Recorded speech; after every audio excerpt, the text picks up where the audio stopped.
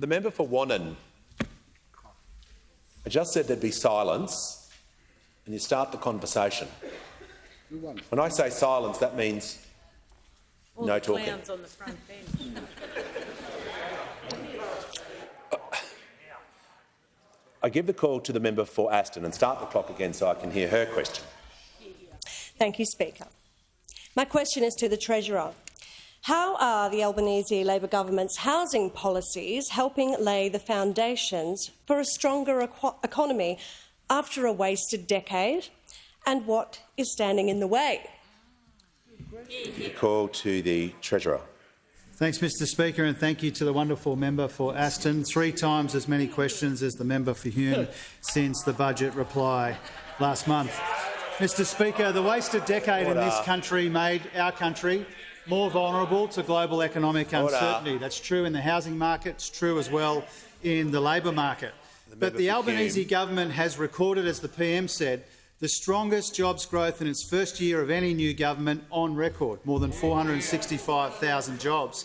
And we see new analysis released today that shows that Australia is a world leader when it comes to job creation and workforce participation, well ahead of all the major advanced economies, the highest participation rate and the strongest jobs growth since May 2022.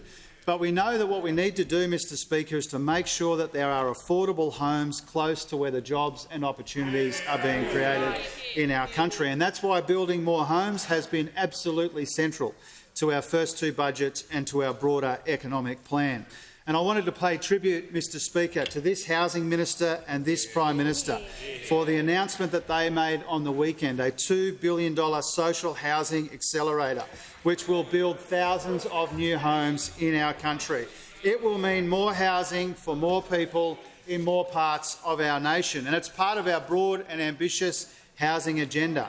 The National Housing Accord, the biggest increase to Commonwealth rent assistance in 30 years, expanding the first house guarantee and regional first home buyer guarantee, increasing the liability cap of the National Housing Finance and Investment Corporation, and also extra funding to the states and territories through the National Housing and Homelessness Agreement to help tackle homelessness, Mr Speaker.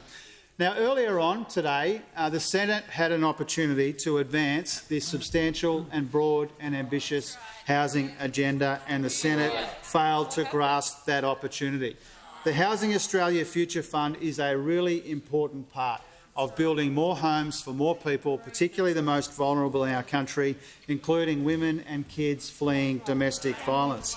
And it beggars belief, Mr Speaker, that the Greens have teamed up with the Coalition to stop those tens of thousands of homes being built.